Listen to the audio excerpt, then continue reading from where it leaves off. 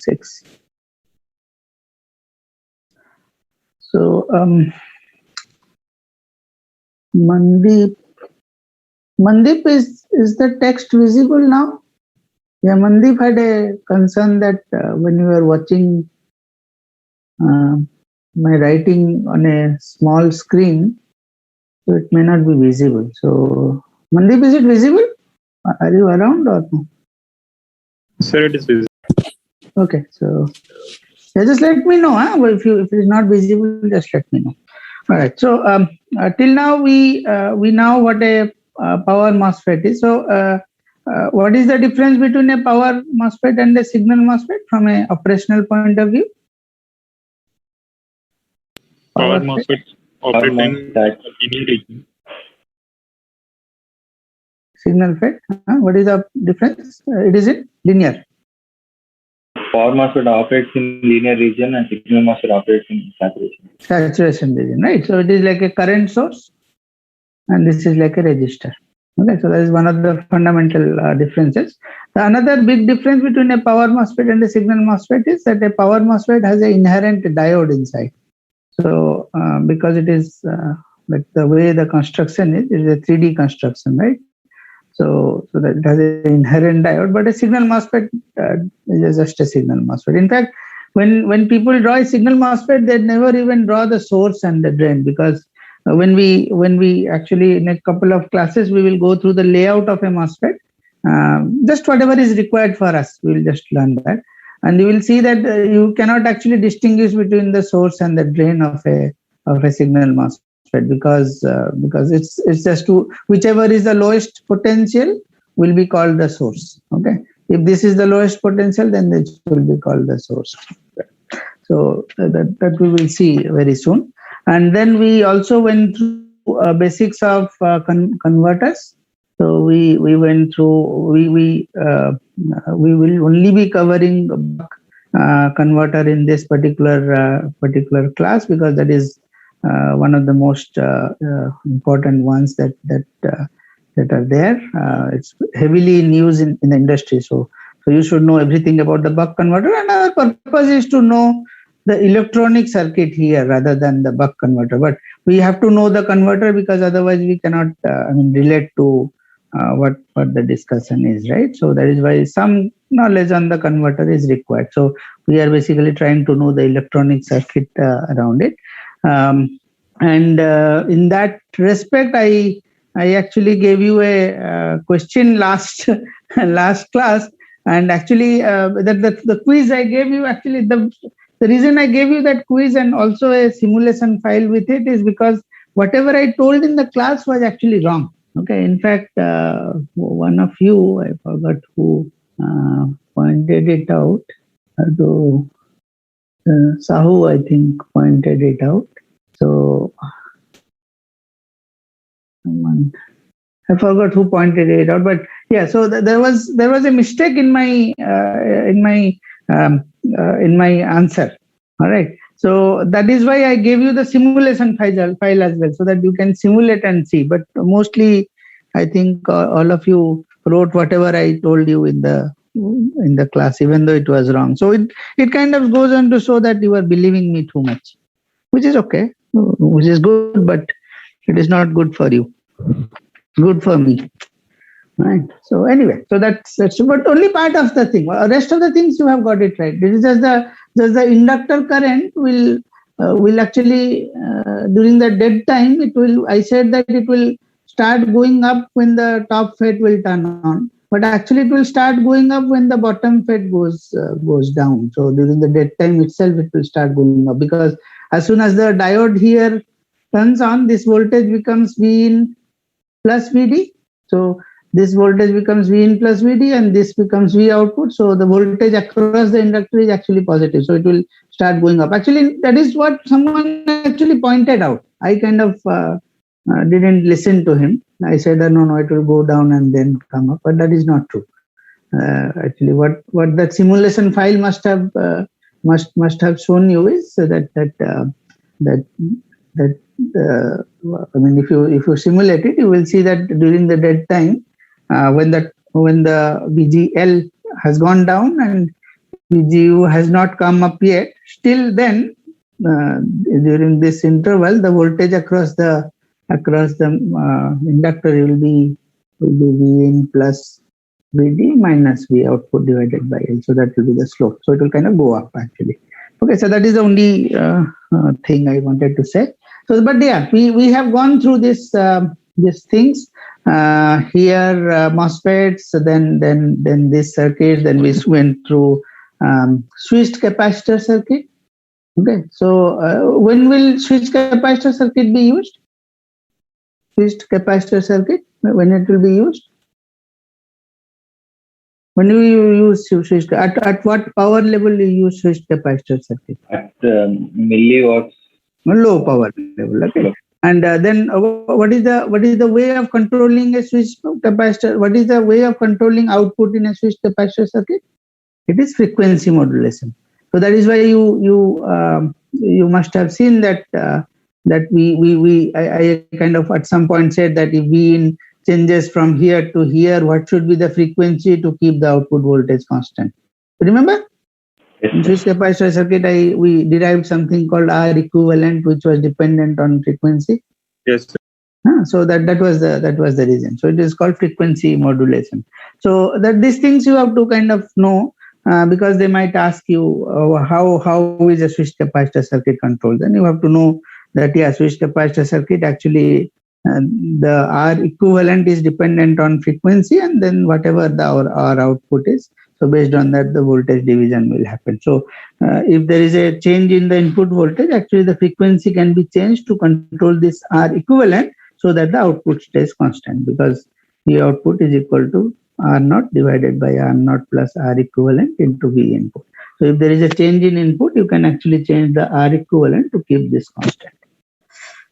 Right, so that part we did. You just review your things, and then there is a linear regulator also. There is something called a LDO. So when is a LDO used? Why is it called a LDO? Low dropout. Sir, for high power output.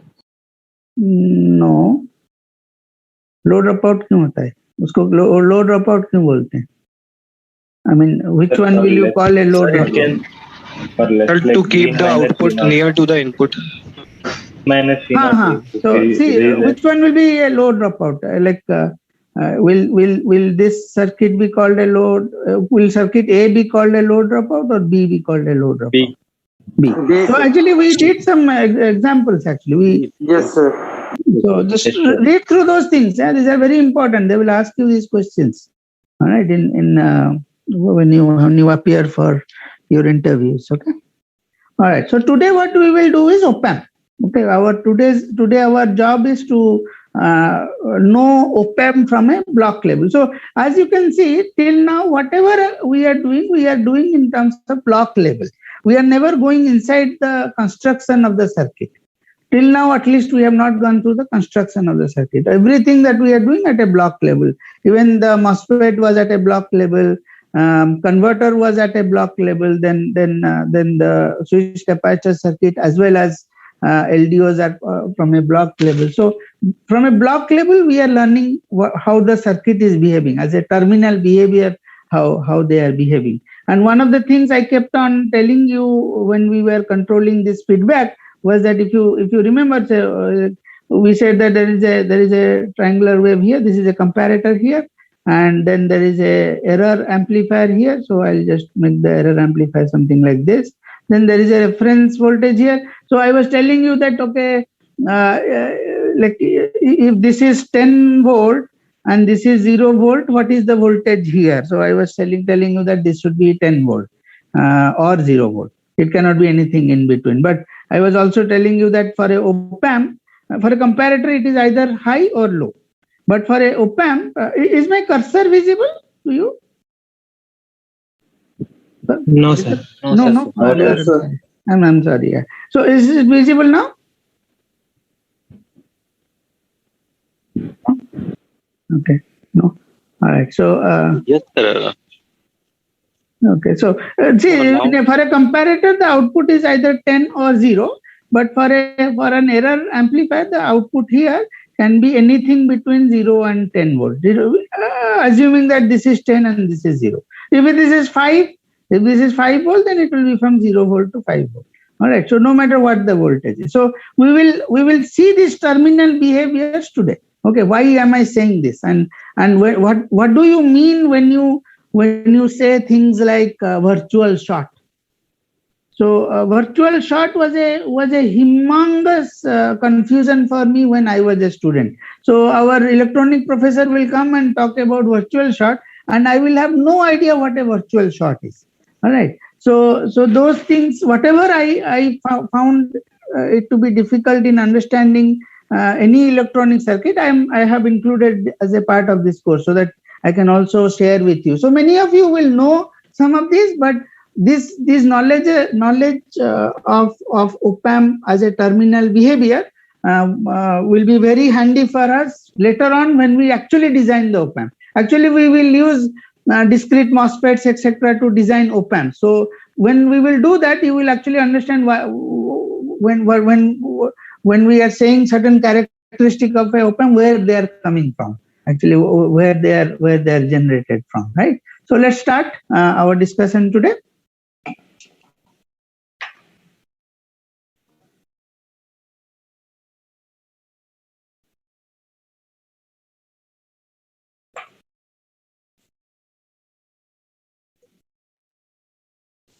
Okay, so if op-amp, like an ideal op-amp, has many characteristics. So basically, there are two types of characteristics you are interested in. Let us not go talk about op-amp from a theoretical point of view. Let us talk about it from a practical point of view. Okay, because our job is to learn about op-amp as far as power converter design is concerned. We are not here to design op-amp. So neither, I mean, what I mean to say is that, so if you go to TI's website, there will be a set of students, or not students, there will be a set of employees whose job is to design these op-amps. But our job in TI is to use this op-amp for our purpose. Okay, so for us to use the op-amp for our purpose, we are not interested in. So a person who is designing the op-amp is interested in noise, white noise, all kinds of noise that they have, all kinds of unsymmetrical behavior that they have. We are actually not interested in that. We are interested in what are the terminal behavior of a op-amp and how they are useful for us in power converter design. Okay, so let's do that. So if you take an op-amp like this, so what are the terminal behaviors? So there are three terminals. So one is a negative, one is positive, and another is output. Okay, so this is the negative terminal, this is the positive terminal, and so this positive terminal is sometimes called a non-inverting terminal. This negative terminal is called inverting terminal. Inverting means it's minus, right? So that's why it is inverting. Plus means non-inverting. All right. So either you can say inverting, non-inverting, or P and N. That's also fine. All right. So now, if you look at the op-amp, so the terminal behavior is this: V output is equal to A times Vp minus Vn. That is the terminal behavior. No matter what, this is the terminal behavior. So ideally, A is infinite, but actually it is never infinite. For our case, it will vary somewhere between 1000 to 10,000. We will see what will happen if the gain varies. But one of the important things that I always thought that is important about an op-amp is this concept of virtual short. Virtual short. So when I was taught op-amp, I was kind of taught that whatever is Vp, Vn will be same. Vp and Vn are same. Always the voltages are same. Okay, so then I will take this as an example, and we will see how the op-amp behavior is controlling Vp and Vn. So let's take an op-amp. Okay, so like I said, that this op-amp has three terminals. One is negative, another is positive. I will ask you some questions now, so you have your pen and paper ready. Okay, so this is not a like a political event going on that you are listening to my lecture. Okay, just have your pen and paper ready. I will ask you questions. So now this output. So this has a electrical equivalent is that there are two terminals Vn and Vp, and then there is a controlled voltage source whose value is A times Vp minus Vn.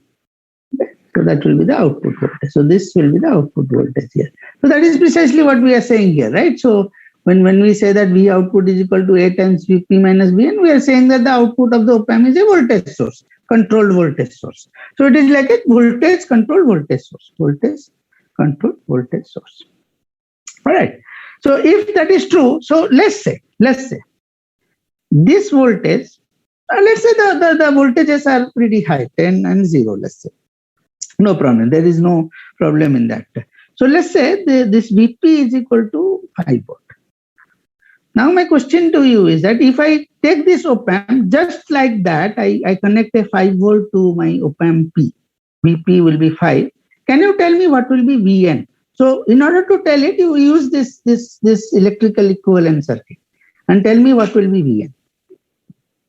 If Vp is 5 and I am not connected anything, just the op-amp as is there, and I am asking you what will be the value of Vn, because that is what was taught to us, that Vp equal to Vn.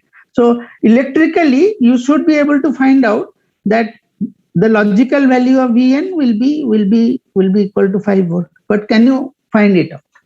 That is what my question is. Just can you try it out and tell me what Vn are you getting?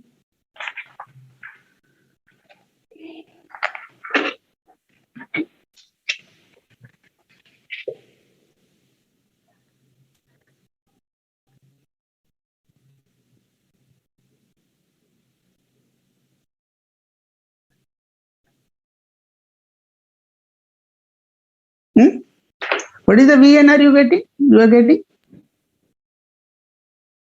Take A equal to infinite. Okay, take very high. What is the Vn are you are getting?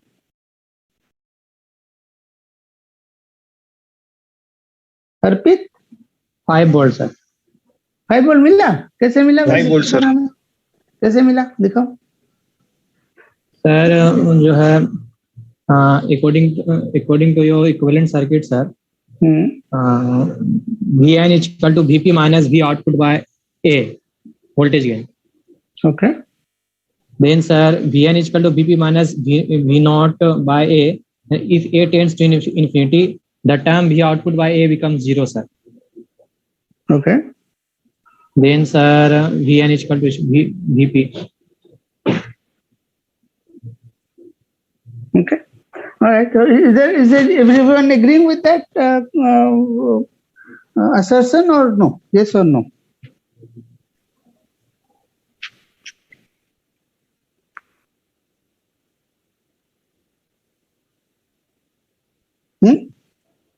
Everyone is agreeing with that or no? Yes or no?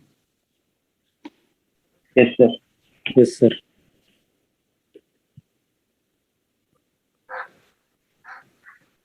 All right. Anyone? Paksit? Yes, sir. Sir, in this equivalent circuit is valid only when V0 is not saturated. This equivalent circuit is valid when V0 is not saturated. Agreed? It is between 0 to 10 volt. Correct. So in this case, Vn won't be 5 volt.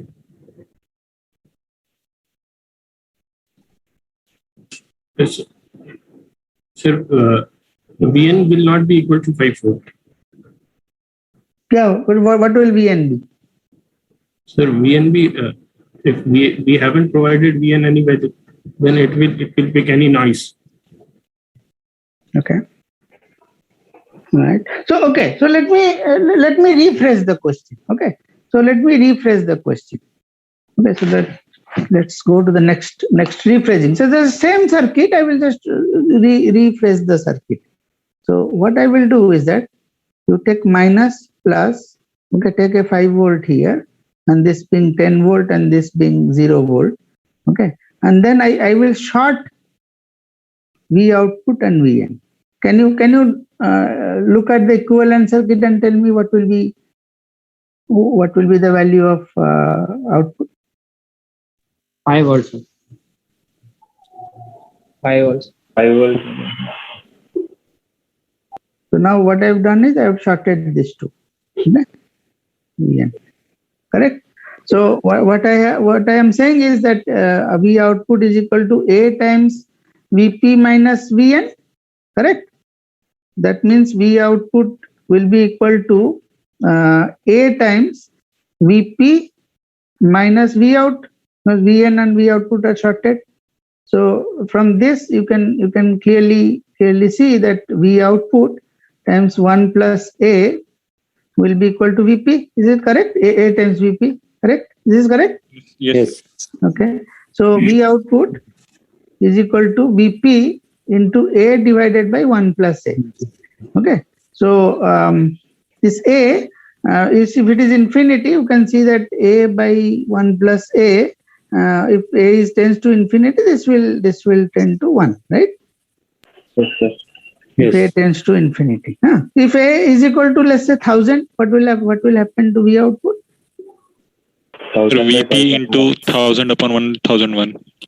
So Vp will be times 1000 by 1001, right? So then your output or your Vn is not equal to Vp.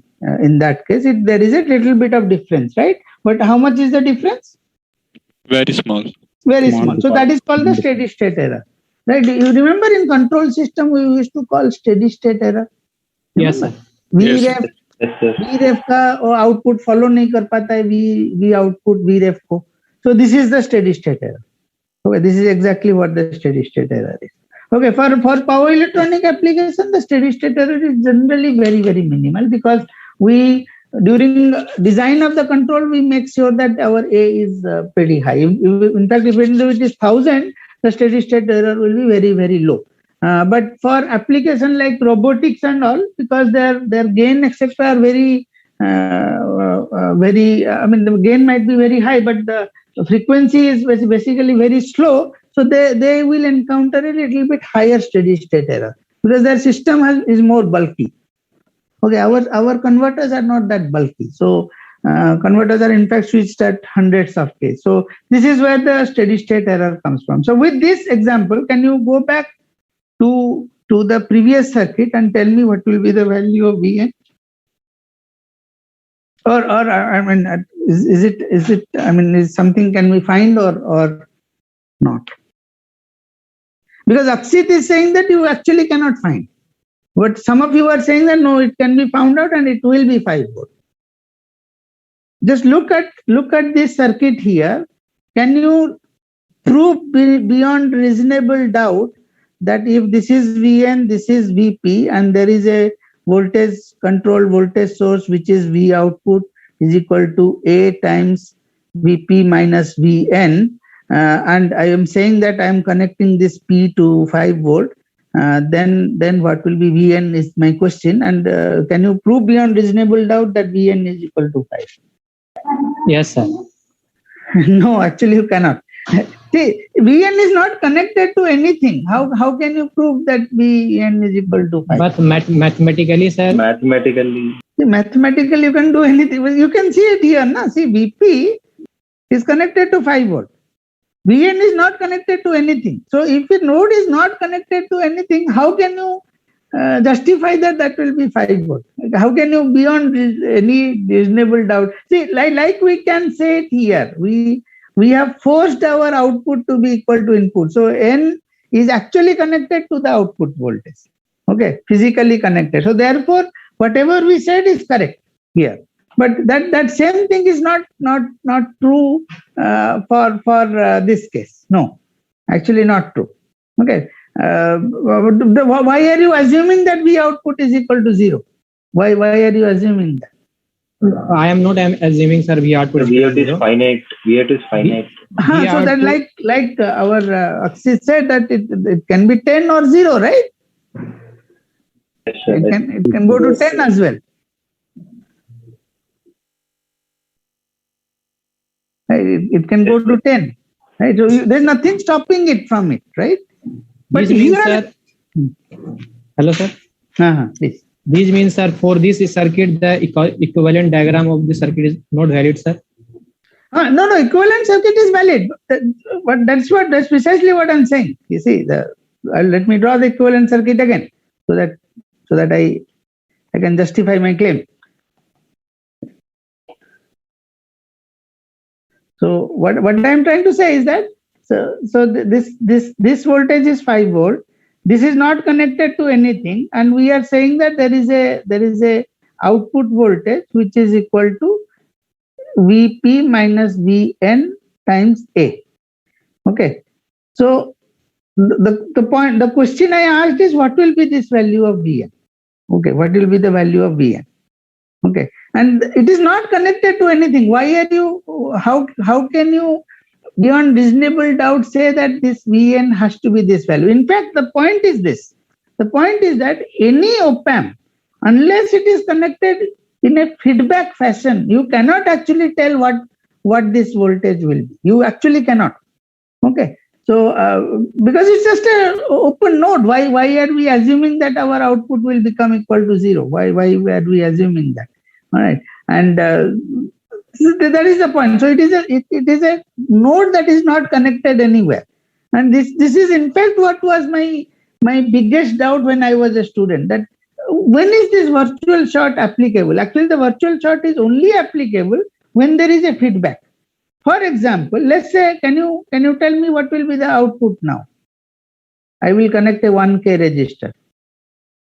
Yeah, this is Vp. So Vp is equal to 5 volt. But what will be my output? 5 volt. 5 volt. Even though this 1K resistor is there, still it is 5 volt. Okay. Now tell me what will be the output now?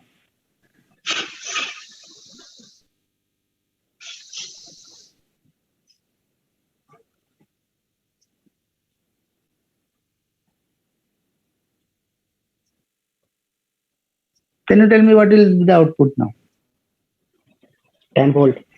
Minus 10 volts. 10 volts. 10 volt. Okay, so the output will be 10 volt because this voltage is equal to this voltage. So in a feedback fashion, it is connected. So it will be V output by 2 is equal to 5. So V output is equal to 2 times 5 is equal to 10 volt. Okay.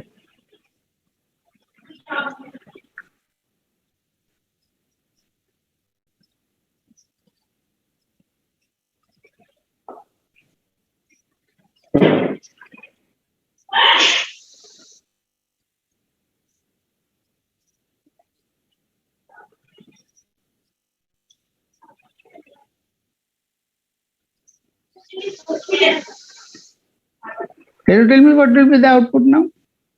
5 volt. 5 volt. 5 volts. 5 volt. Because this voltage will be now 5 by 2 because it's a resistive divider, and this voltage will be equal to V output by 2. So this cancels out and this will become a 5 volt. All right. Okay. So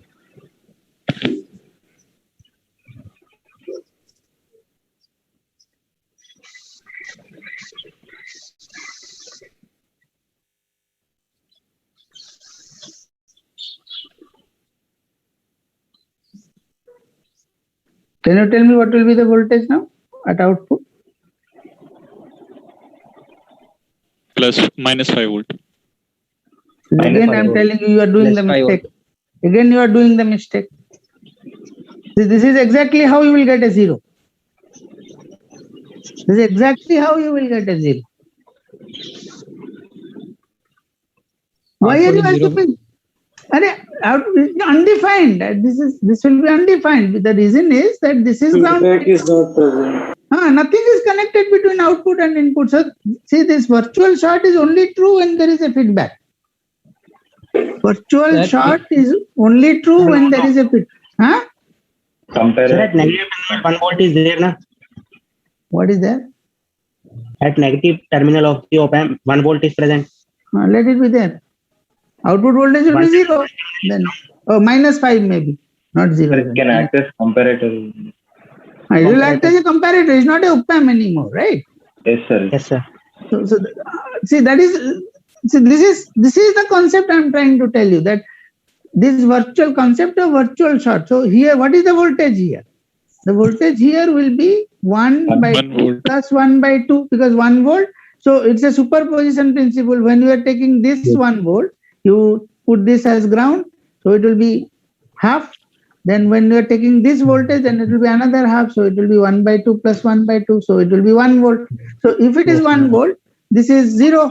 So this is 0 means negative terminal is higher than the positive terminal. So it will be settling down to minus 5. Right. But if I connect a 1K resistor between this and this now, what will happen? Now what will be the output voltage? Minus 3 volt. How did you find out? Sorry, minus 2. Minus 2, sir. Minus 2 volts. Minus 2 volt. Anyway, is it okay? Akshit is correct? Minus 2 volt. Yes, sir. Akshit, correct? Yes, sir. Alright. Alright, so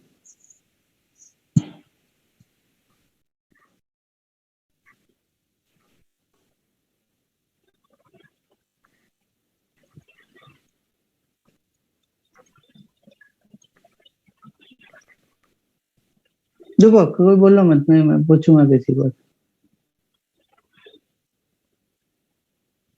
Pankaj, Yes. what is the output?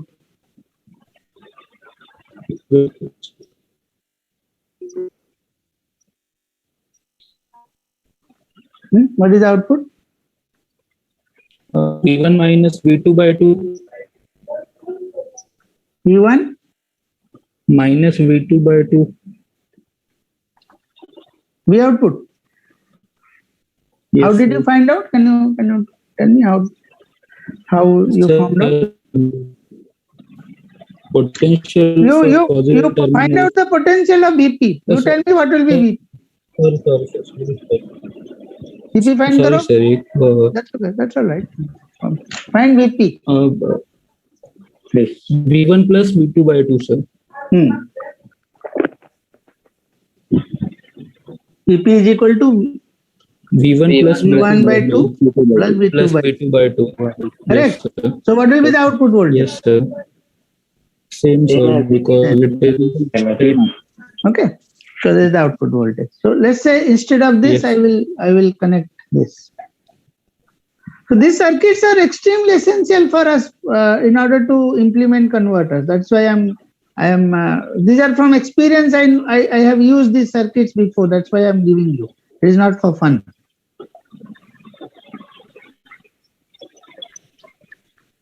अब बताओ ये output कितना होगा?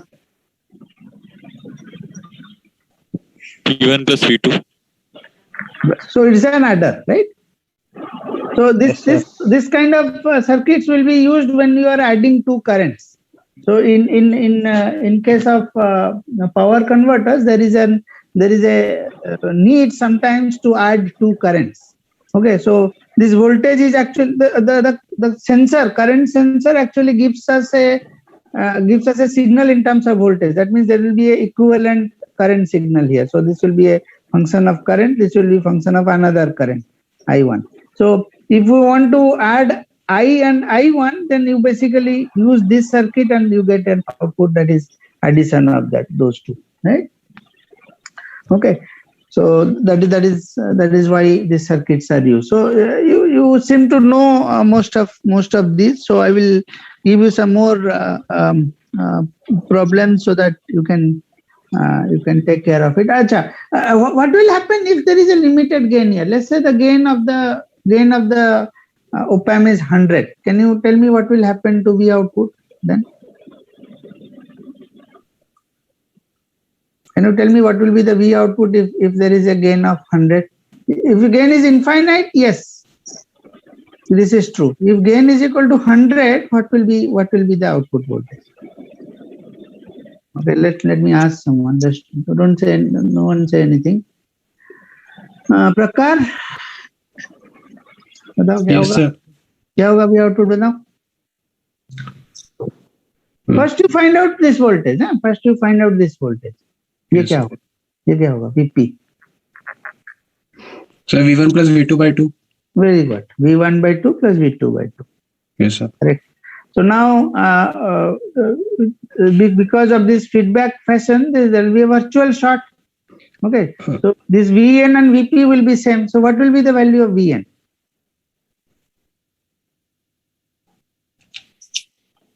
That's precisely what we have to find out, right? Yes, sir. So how do you find out? Can you find out and tell me? So you basically use that same formula, Vp minus Vn into 100 is equal to V output. So use that formula and tell me what will be Vn. Yes, sir. Sir, V1 plus V2 divided by 102. करने दो ना उसको, तुम क्यों बोल रहे हो? Sir, sorry, sir. Sorry बोलने की जरूरत नहीं. सर एक डाउट था. एक मिनट रुको, इसको कर दे, पहले प्रकार कर दे, नहीं तो मैं भूल जाऊंगा. प्रकार में वेट कर रहा हूँ तुम्हारा. Yes sir.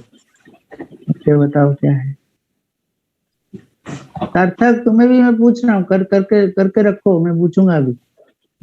Last sem question.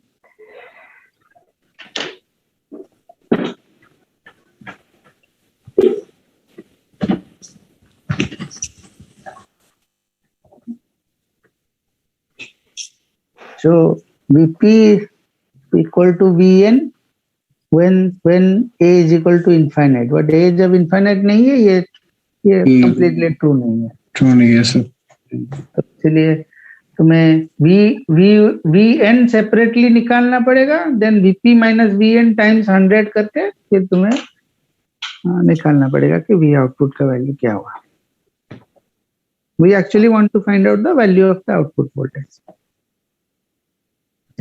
If A is infinite, is V1 plus V2. Yes, agreed. But if there is a limited gain to A, what happens?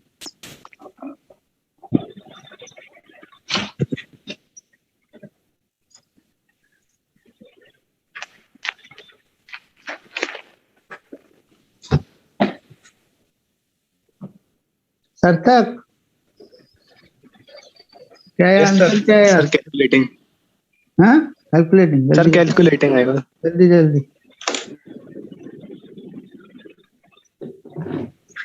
Sir, V1 plus V2 into 100 by 102. V1 plus V2 into 100 by 102. Yes, sir. Okay. I don't know. Yes, Correct sir. or not? Anyone? Can 2-3 people Yes, sir, I'm confirm? getting correct. Sir, आएगा. It's the Vn value, sir. अगर स्निग्धा हाँ कह दी तो हो गया. So Snigdha has to say yes. Yes, sir. I got the same. Same thing. Okay. Nice. Yeah. You Yes, had sir, some same. doubt, right? Yes. Someone had some doubt. I forgot the name. Not visible. Yes, sir. Please. Yes, sir. Sir, as you said that initially we are assuming that AV is infinite, so our input resistance is also infinite. Now we are assuming that our AV is finite, so right now also we have to assume that that input resistance is infinite. See, the input resistance is, the gain is limited means input resistance is not infinite, right? Okay, but that doesn't come directly into the picture, right? Because we are assuming that it is so high that the current is not, it's not bothering us. Because you are coming to the next point I was about to tell you, that what are the properties of an ideal op-amp, right? So properties of ideal op-amp is that the first thing is that the gain has to be infinite, okay, and then the Rin has to be infinite. R not, output resistance has to be 0. Okay, and then when you are talking about gain, there are actually two types of gains. One is a differential gain, another is a common mode gain. Okay, so what is a differential gain? Differential gain is the same thing that we have been doing right now. So it is equal to V output is equal to AD times Vp minus Vn. Okay, and common mode gain is equal to V output common mode is equal to AC into Vp plus Vn by 2. So it's actually basically the same voltage, right? So common mode, because we are saying that if we apply the same voltage here and here, okay, we are assuming that the output voltage will be 0, but actually output voltage will not be 0. It will be some value. Okay. This common mode voltage is basically because of the biasing, offset, etc.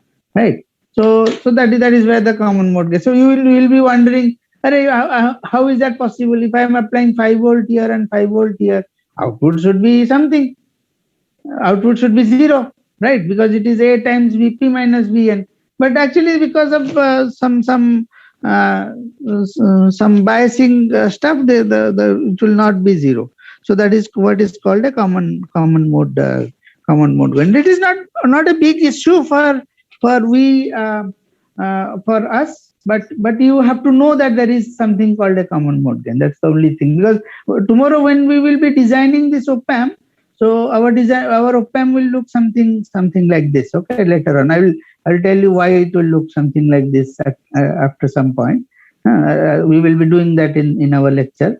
So it will look something like this. So this will be first stage of a op-amp. Then there will be a second stage of the op-amp, which will be something like this again. So some current source will be here. So this will be your output. So there will be a positive node. There will be one of them is this Vn, and another will be Vp. We'll decide which one is Vn and Vp, and then there is the output. So you will I will prove to you that even though you are grounding these two, that means you are grounding this and this, still you will have an output. I will be proving to you that you will still have an output. In fact, you will prove to me that there will be an output, and that is where the common mode gain comes from. It is not that big an issue for us, but you should be aware of it. All right. So these are all your properties of an ideal op-amp. But the important part is that all these things that we have been saying right now, there is another important thing. It's called bandwidth of a op-amp. Okay, so bandwidth is the frequency at which it operates. Like, for example, if I am saying that, let's say like this, right? So I connect the op-amp like this, let's say, and then I have a DC value of 5 volt here. Then I just now said that I will get also a 5 volt here. Now what I will do that, on top of that 5 volt, I will put a sine wave, let's say. So this 5 volt will be called the biasing. On top of it, I put a sine wave. So if I put a sine wave, I should get the same sine wave here, isn't it? So if I get, right. So this sine wave is like my voice. So I'm trying to amplify my voice, because there is no amplification here. There is a 1-to-1 gain. There is no amplification. But what I'm trying to say is that if you put a sine wave here, then the same sine wave will appear here. Now the question is that if I keep on increasing the frequency of this sine wave, up to what point I will get the same sine wave here is what is decided by the bandwidth of the op-amp. Right. So that is so the bottom line that I am trying to make clear is that all these properties, gain, Rin, R output, bandwidth, all these are small signal properties. Right. Small signal properties of the op-amp. Right. So now if there is a small signal, there must be a large signal property also. So large signal property.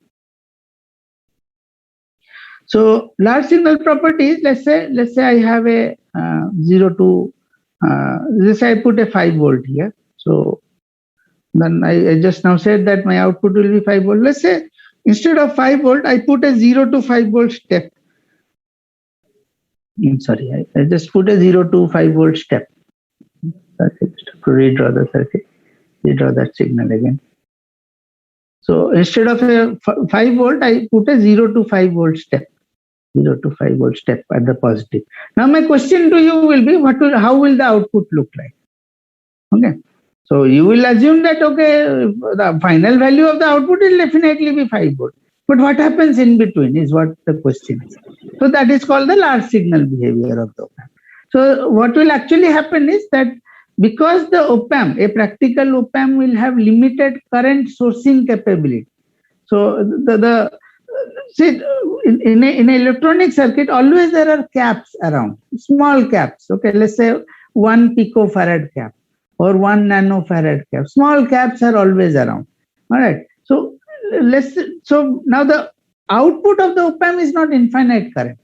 So when we are saying that we are going from 0 to 5 volt here, what we are saying that we are asking the op-amp output, because initially the op-amp here it was 0 volt.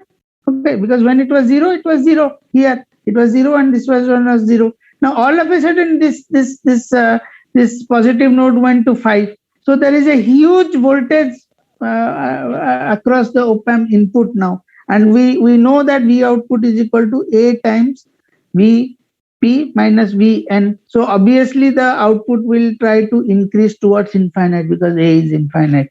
Okay, so now the question is how fast it will go. How fast it will go will depend on how much current this op-amp can source. They call it the sourcing capacity of the op-amp.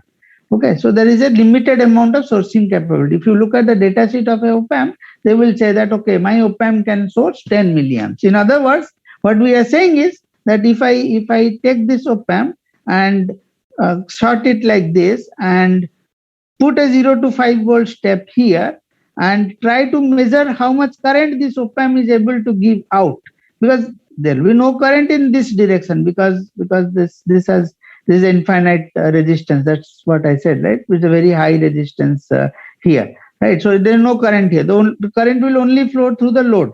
Okay, so now the question is that how much current will flow through the load? It will be 10 milliamps, because that is the max the op-amp can source. So these are all engineering stuff. So these are nothing to do with, a mathematician will never understand this. So a mathematician will never understand that actually you can actually have a rise time of a capacitor. Okay, and the rise time of the capacitor, the rate of rise of the capacitor is dependent on the current I here. So now by controlling this current, I can actually control how fast the capacitor can charge.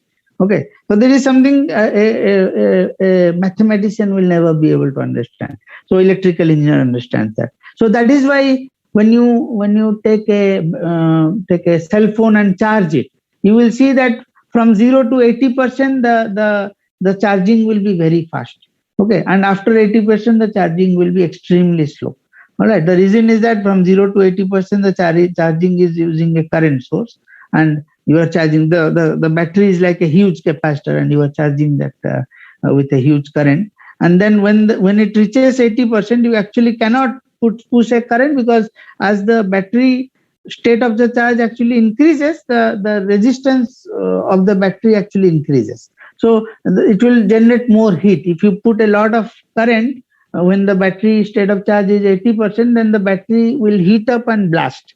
Okay, so that is why you go to a constant voltage charging. Okay, so these are all concepts. So where is this current coming from? The current is, so every electronic circuit that we use has a finite sourcing capability. Okay, so this sourcing capability will decide how fast this output voltage will rise, and it will also depend on how much caps you have connected. If you put 1 pico, there will be one type of charge rise. There will be if it is 1 nano, there will be another type of rise. So what will be the rate of rise? It is equal to Q equal to CB, I equal to C dV over dt. So dV over dt will be equal to I by C. So obviously I is it depends on I, which is 10 milliamps, and it also depends on how much cap you are putting. All right. So these are the two things that will decide. So but the point is that slew rate, this is called slew rate of the op-amp. So slew rate is a large signal phenomena. It is not a small signal phenomena. Okay. So slew rate is not talked about when you say that I am going from let's say 2 volt to 2.1 volt. How much? That is nothing, right? Because it will just instantly charge. The dV is very, very, very, very small in that case. The time will be very, very fast, right? So there the slew rate is not applicable. Small signal it is not applicable. For large signal behavior it will be applicable. Okay, so another question that I asked in many interviews, and in fact I asked to many professors, they also don't know, because they don't use these things for practice, right? So that is why they don't know this. That let's say the bandwidth of a op-amp is 100 megahertz. Okay, and then I will say that if the bandwidth of a op-amp is 100 megahertz, I should put a 0 to 5 volt here. The bandwidth of this op-amp is 100 megahertz. Okay, and I will take another similar circuit like this, and I'll put same 0 to 5 volt, but the bandwidth here is, bandwidth of the op-amp is, let's say 1 megahertz. Okay, I will ask them that in which case the output will rise faster. That will be my question to them. In case A, the output will be faster, or B, output will be faster. Did you understand the question? Yes, sir. So let's say there are two buffers. These things. This circuit is called voltage follower. Yes. Or buffer. Buffer. Both of them are true. Both of them are correct. So in first case, I am going from 0 to 5 volt. I am assuming that this is 5 and minus 5, of course, and this is 5 and minus 5. So that is not an issue. But in the first case, I use an op-amp which has a bandwidth of 100 megahertz. In the second case, I have a op-amp which has a bandwidth of 1 megahertz, and I'm going from 0 to 5 volt. Okay. And this, by the way, I asked this question to even some of our VLSI faculties. They are not able to answer. Okay, some of them, not all, some of them. Okay, so because they don't use it in their real life, no? So that they are very good in designing these things, of course, right? But we use it for practice. So whatever they design, actually we use it. So the question is that tomorrow you will be having this dilemma when you work in the lab, that you have a op-amp which is 100 megahertz and another op-amp which is 1 megahertz, and you want to have a very fast slew rate. So which op-amp will you use? Bandwidth and rise time are inversely proportional. We'll use like 100 megahertz bandwidth. Hello, sir. Sir, we'll use 100 megahertz op-amp because I'm waiting for other answers. So, any other? Yes, sir. Yes, sir. When you applied sinusoidal wave, the voltage rises more speedily, and by showing that bandwidth is equal to 100 megahertz, it means that it has a rising capacity. It can reach more rising capacity, sir. So then 100 megahertz will be more appropriate, I think. Okay. Is there any other school of thought? Any other school of thought?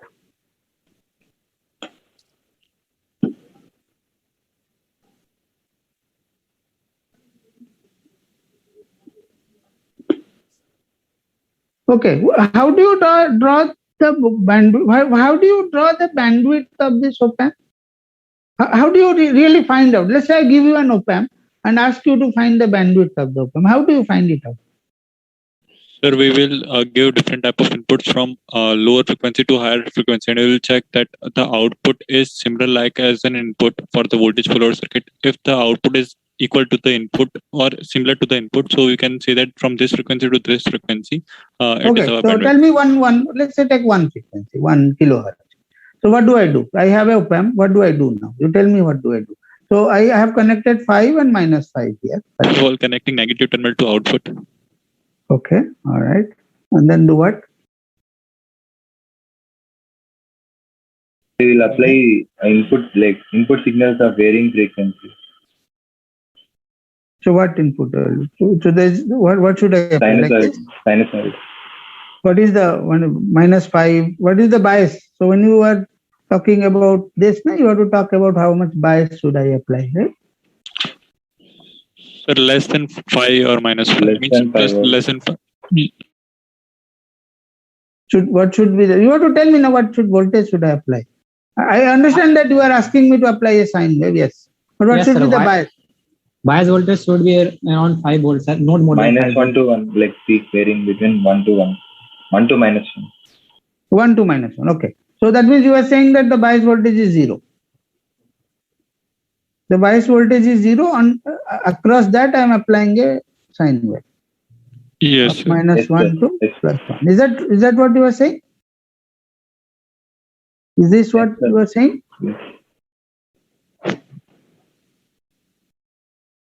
Yes, no? Yes, sir. Yes, sir. All right. So if that is what you are saying, then okay. So now I apply a 1 kilohertz. 1 kilohertz. So how do I find out one point of that bandwidth? Because bandwidth is like this, right? So yes, sir. Open frequency. bandwidth किसके बीच plot किया जाता है? This is frequency, and here what will be the gain, right? Output by V input. Okay, all right. All right. So obviously the gain will be 1 because I have connected it as a buffer. So okay, so gain will be 1. So it will be 0 dB basically. Yeah? Gain is 1, so it will be 0 dB. So now, okay, at 1 kilohertz, I will see whether my output is equal to input. So my output should also be -1 to +1, right? +1 to -1, correct? All right. So now I increase the frequency here to 2 kilohertz. Then I get the next point. Then I increase the frequency further to 3 kilohertz. I get the next point. I'll see that when I go to, let's say, 10 kilohertz or 1 megahertz or something here, then I will see that my output is actually becoming smaller. I am applying a +1 to -1, but my output is becoming, let's say, +0.5 to -0.5, right? So then that's how I know that the gain is going down. Okay? Yes, sir. Correct? Is that correct or no? Yes, sir. This is how you can calculate the bandwidth. All right. So if this is how you calculated the bandwidth, how are you saying that if the bandwidth is very high, my output will rise faster? What is that made you say that?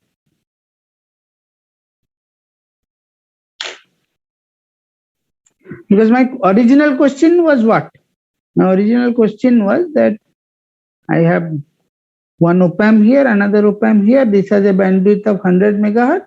This has a bandwidth of 1 megahertz. And I apply a 0 to 5 volt. Which one will rise faster? And then I told you how to find the bandwidth. Actually, this is exactly how in the lab you will find the bandwidth. Okay, so this is not bandwidth is this, but actually you will find it as a buffer. Okay, you actually use it as a buffer and then find it out. Okay, so this is what you will actually get. So now from this, how are you concluding that if a op-amp has 100 megahertz bandwidth, it will be able to charge the capacitor at the output faster? Well, that is precisely what you are trying to do when you are using a 0 to 5 volt, right? When you are putting a 0 to 5 volt step, you are actually charging the output here at a certain rate, right? The capacitor is being charged at a certain rate, and I want that to be the fastest. So now my question was that for 100 megahertz it is fastest or 1 megahertz it is fastest? Okay, so from this conclusion, how are you concluding that my if the bandwidth is higher, my capacitor will charge faster? This is what I want to know from you. I don't know. Sir, if C is less, like dV by dt is equals to I by C. So like raise dV by dt is inversely proportional to C capacitance value. So F is also like frequency is also inversely proportional to C 1 by 2. So how are you? What is the frequency coming here? So like we apply the frequency, like signal frequency will vary. So yeah. C is 100 megahertz. The capacitive reactance is less in comparison when the frequency is 1 megahertz. So when what is capacitive reactance? 1 upon omega into C. But you have to understand that I am not applying a 100 megahertz square wave here. I am just applying a step. Yes, sir. So why does this reactance come into picture? So if the reactance will be less, the value of current will be more. Hello, sir. I think, sir, from this concept, we couldn't say that which one is rising faster, sir. So how will you know which concept? From which concept can you Find out. I don't know. Sir, in control system, we learned that bandwidth is equal to 0.35 TR, means rise time. So we know that bandwidth is inversely proportional to rise time. So from there we comment about it. That is for small signal. No? That is precisely what I did here, isn't it? That is what I drew here. When I was drawing this, I was taking small signal. Yes, sir. Okay. But now I am saying a large signal behavior from 0 to 5 volt I am putting.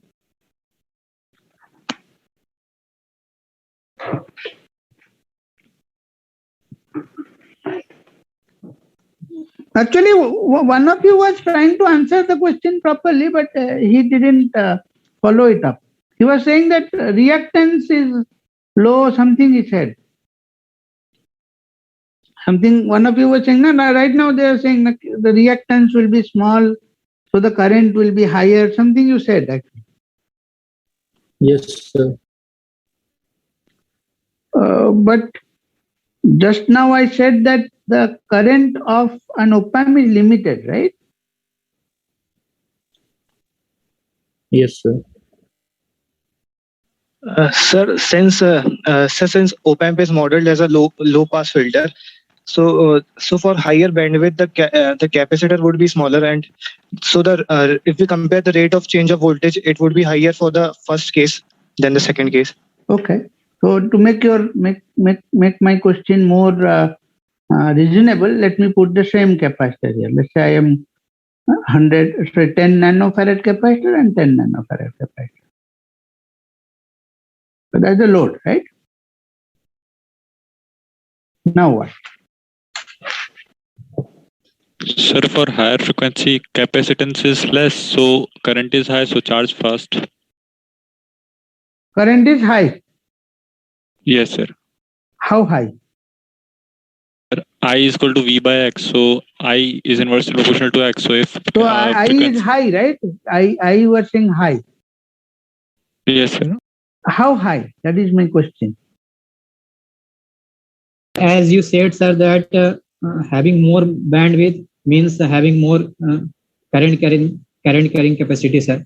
Because for a smaller bandwidth, the current will go in saturation region, sir. So I will be high, you were saying, right? Yes, sir. So my question is that how high? What is the limit to that I? Can it be infinite? Can that current be infinite?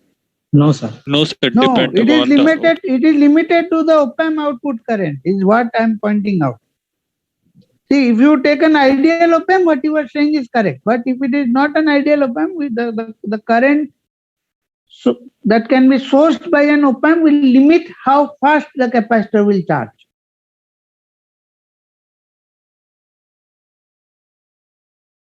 See, the output of current of an op-amp is kind of limited. That is precisely what I was showing here, right? The output current is actually limited. Okay. So now the question is that if the output current is limited, what you are saying is true if the current is allowed to be anything here, from 0 to infinite. But that is not true. It can only go from 0 to 10 milliampere. That is the problem. Okay. So now, this is precisely why slew rate is a large signal behavior. So from the bandwidth of the op-amp, you cannot say whether the op-amp will charge faster or not. Yeah, you can get some benefit out of bandwidth, little bit of benefit, but no. What will decide the slew rate is what is the output current of the op-amp, or saturation current that they say. So sat current of the op-amp will decide how fast the capacitor. So bandwidth will not decide which is faster. In fact, that is why most people will get this wrong. It has some value. It is not like it has no value. But it is not that a 100 megahertz op-amp is 100 times faster than a 1 megahertz op-amp. No, that is not true. Absolutely not true. And this is precisely what when we design the op-amp, we will see that it is actually not true. Okay. It will all decide on the output current of the op-amp, how much the current. So that is why if you go through op-amp characteristic. So which book have you followed till now for electronic circuits?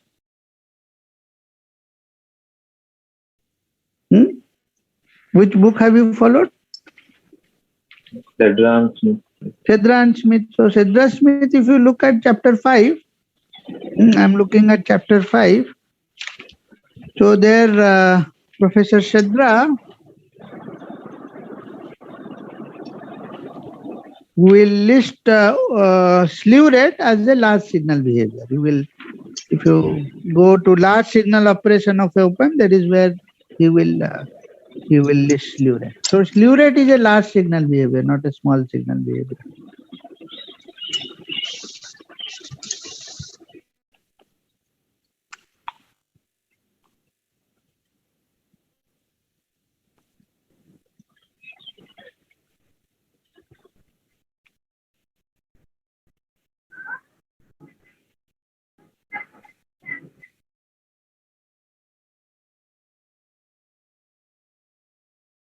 So there also he is talking about bandwidth as well as slew rate. Okay, so he will talk that all this bandwidth business will come into picture when you have a sufficiently small rise.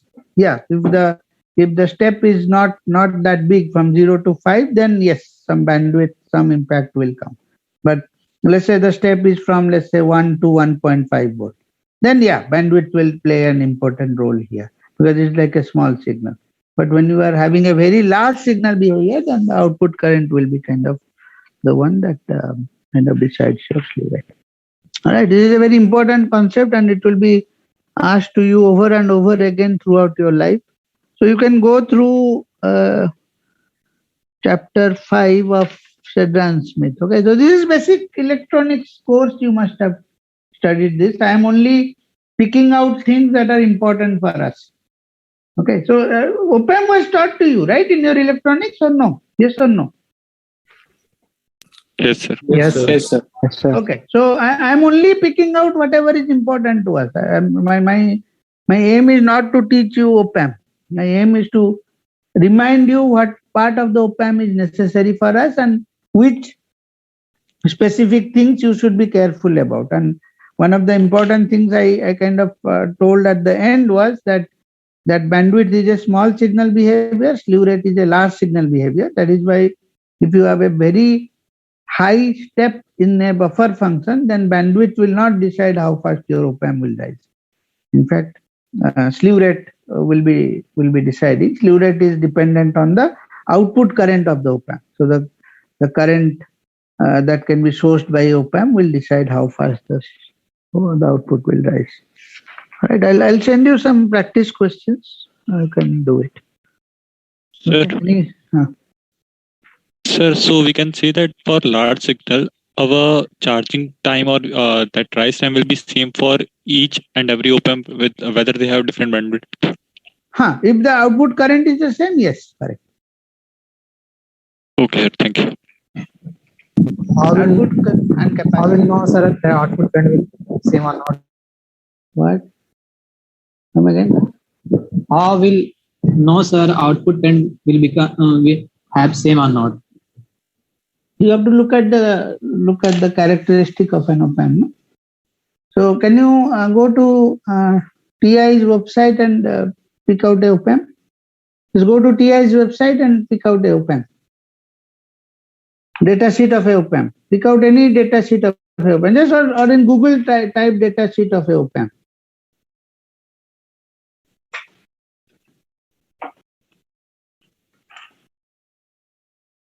So the first one that I get is LM741.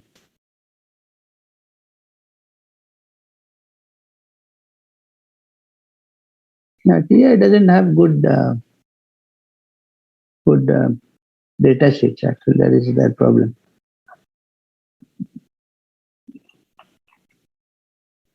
Let me see if I can high speed op-amp. Your question was that how will I know what is the bandwidth of the op-amp, right? Current carrying capacity. Current carrying capacity. Okay. So can you come up with a data sheet and share it with me? I'm giving you the right to share. So any data sheet you can, op-amp data sheet you can just pick and then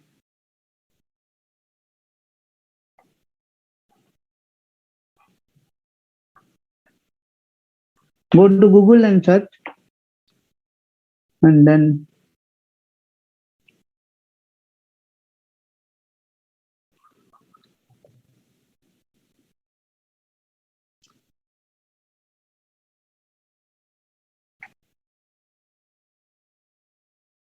मिला कोई data sheet मिला?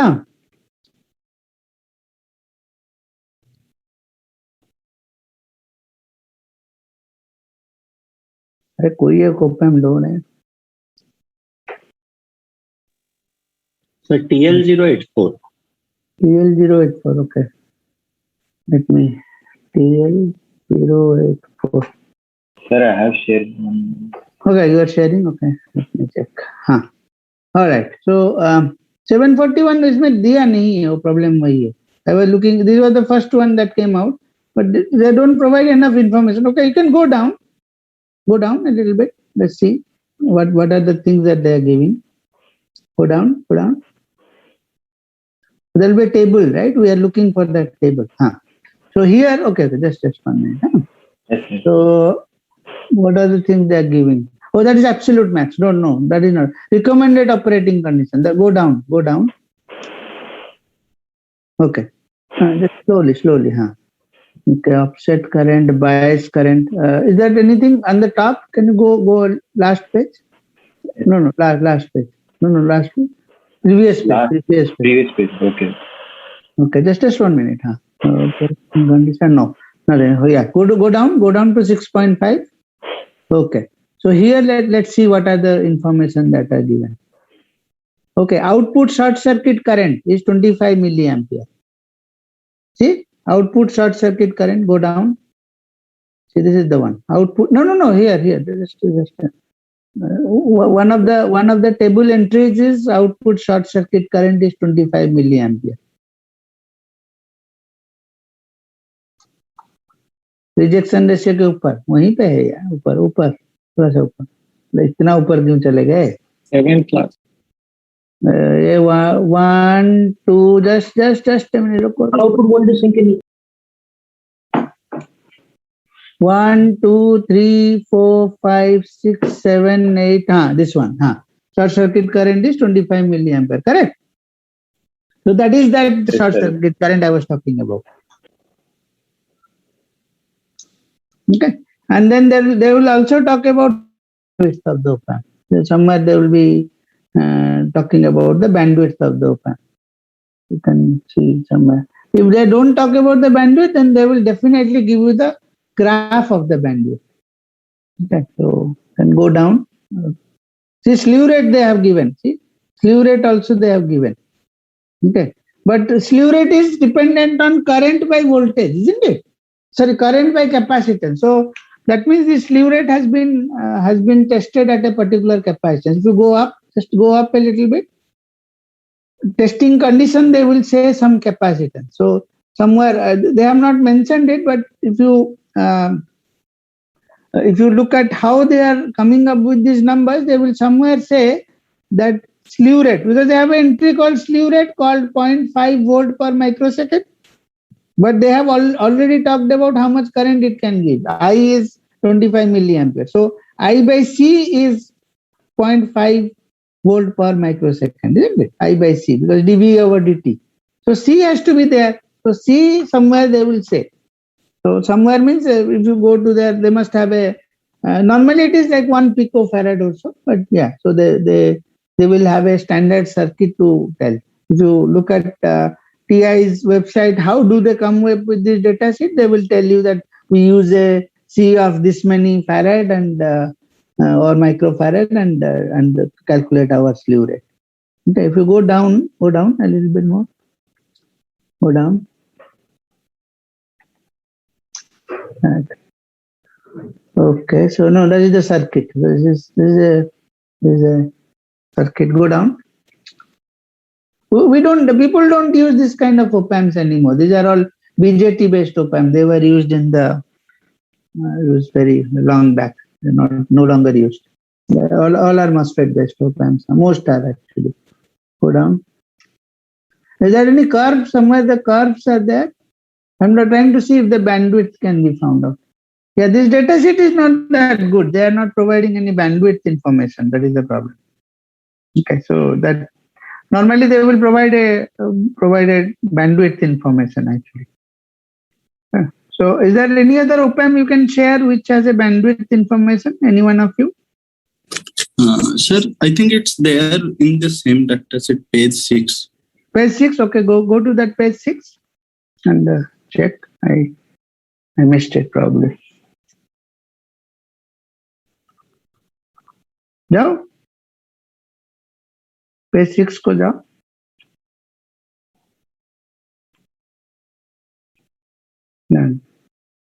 Page 6.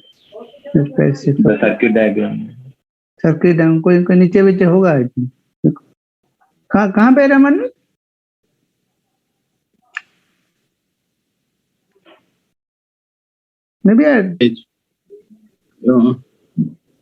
तो ऊपर नीचे जाओ या circuit से कैसे मिलेगा बैंडविड्थ? हाँ यहीं पे कहीं है. देखो देखो नीचे जाओ. नीचे कहीं पे है क्या? देखो. Oh no, sir. I think I have a 741, but a different data sheet, so it's there. Okay. Yeah. So that is the point. So this particular data sheet doesn't have that information. But normally, that is what I was saying. So does anyone have a data sheet that has some curves? Well, they will generally provide it in terms of a curve. Is there anyone who can share a data sheet? Anyone else? You are free to share actually, because that right has been given. Sir, there's one OPA 863. No, करो, share करो ना. तो उसमें कोई data sheet. हाँ उसमें it's visible. Yes, correct. So go down. Yeah, they have given this wide band. The 50 megahertz will be in terms of a curve actually. Yeah. So go down. Not go down. So see the slew rate. Can you check whether the slew rate can be found somewhere? Data sheet, you can read the slew rate of a op-amp. No, not here. That is absolute maximum. So okay. So here somewhere there will be a slew rate. Yeah, see SR. This is SR is written. Yes, sir. 105 volt per microsecond is the slew rate. All right. So that will be the slew rate. So here it is a better data sheet because it is always giving you the load capacitance. You see 1 picofarad on the top. Electrical characteristic under what condition? So if you read through it, it will tell you that it is calculating everything for a capacitance CL of 1 picofarad. So for a 1 picofarad, then that slew rate is that 105 volt per microsecond. Then there will be a maximum current also. Output current, that is the bias saturation current. Output current of the op-amp. Short circuit current, yeah. Short circuit current is what? 45 milliamp. So that is the 45 milliampere. So go down, there will be a curve for bandwidth. The information is there. Here. So small signal frequency response versus gain. See, they're clearly saying it is a small signal frequency response. Okay, and you can see that volt per volt. So that is the gain, right? So 0 dB because it is connected in this fashion, right? It is connected in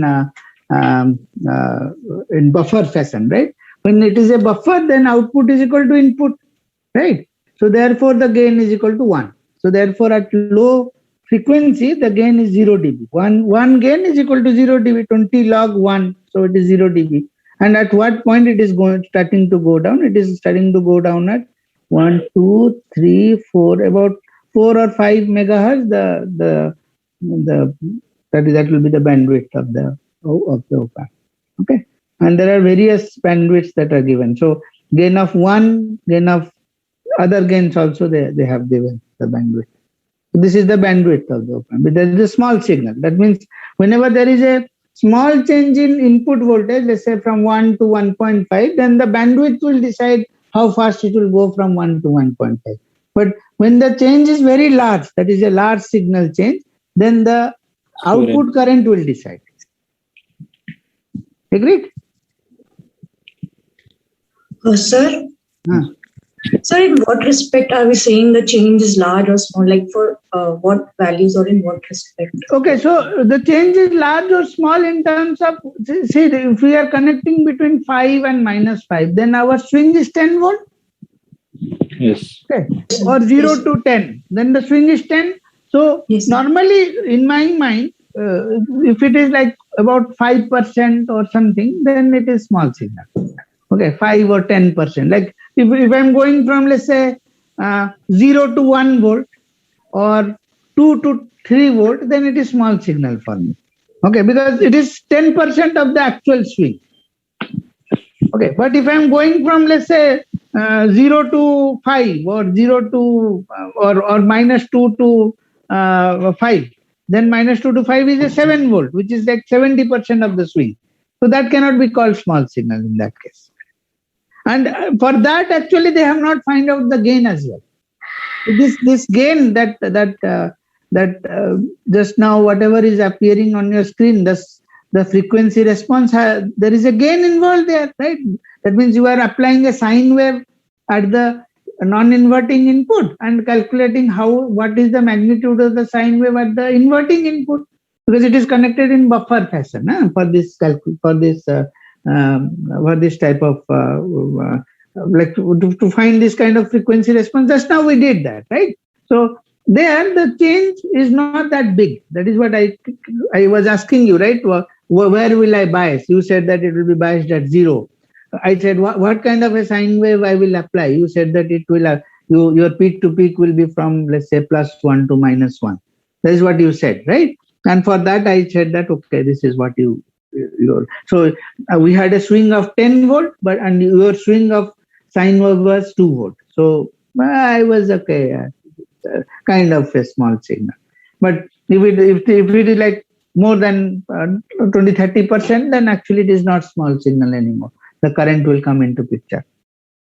Okay, the bandwidth and the slew rate will take precedence there. Does that answer your question? Yes, sir. Yeah. Yes. Okay. Sir, if we change the bias, then what happens? Then the bias, then say there is a maximum limit. No? Go up, go up, go up. They will tell you what bias is. Go up, go up, go up. They will tell you absolute max. Actually, there is the first table of any data sheet will be absolute max. You go to the first or second page. There they will talk about absolute. See this one. Go down. See absolute maximum rating. So this is the first table that any datasheet will have. Let it be a converter, let it be any ICs that you will make in your life. So tomorrow when you are working for max linear and you are making an IC, this is the first table you will be having. Okay, so they are saying that the supply voltage can be plus or minus 13 volt. You see the first entry. Yes. Okay. Yes. So you can put plus or minus 10, fine. Plus or minus 2, fine. Plus or minus or 0 to 10, fine. So, but that becomes your limit now. With respect to that, you will have your slew rate or small signal behavior. Yes. Thank you so much.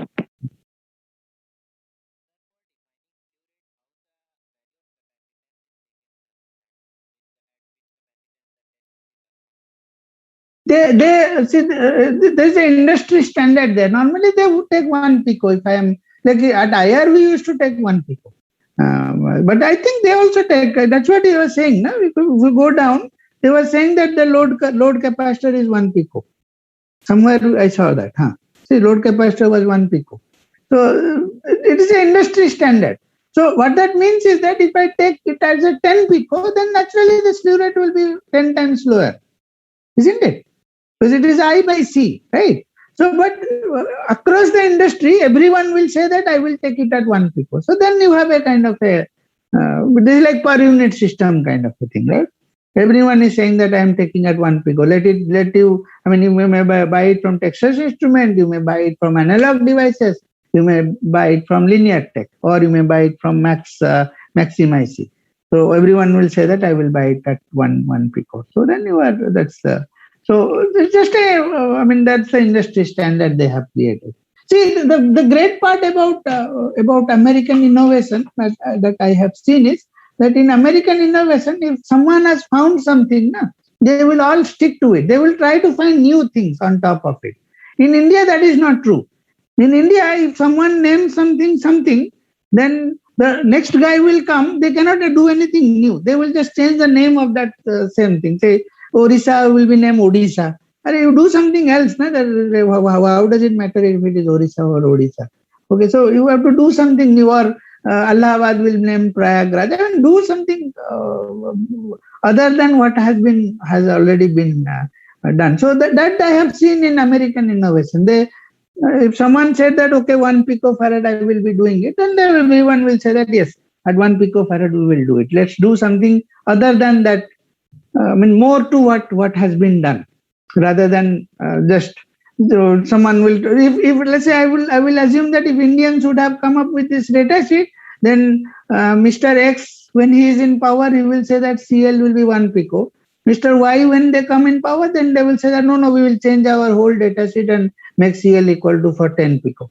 Okay, that actually creates a lot of confusion for people who are using it. Right? Rather, person Y, when they come to power, they should come up with new op-amps or new circuits or new business ideas. Rather than that, they will just keep changing. So that is one of the things I have seen with American innovation. They stick to what has been done by them, and they actually have a lot of respect for what their older generation have done. Okay, they will not try to change it unless it is extremely necessary. So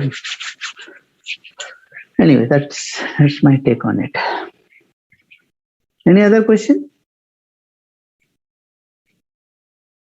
There is also one parameter that is RL. So we connect an external resistance RL, or that is capacitance, lossy capacitance. So RL is that inverted over there. No. RL is the resistance. They connect a cap and a resistor. Okay, sir. Thank you. The cap is so small that at that frequencies, 1 by j omega c will be very, very smaller than that RL. Okay? So that all the current will flow through that CL. Yes, sir. Yes, sir.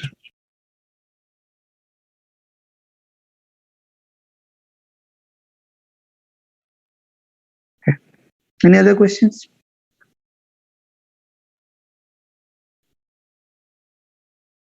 Right. All right. Shivam? Yes, sir. Any questions? Do you have any questions? Sir. No, sir. What is your roll number? Roll number sir याद तो नहीं है। कौन से programme में हो तुम? MTech yes sir. MTech okay. All right. Is there any other questions that I may answer, or we will just stop here? So from this, I will give you some practice questions, and that will be, you just solve it, and we will have our quiz on Friday. Okay. Any other questions, or I will just stop? 5 baj gaya. Sir, hello sir.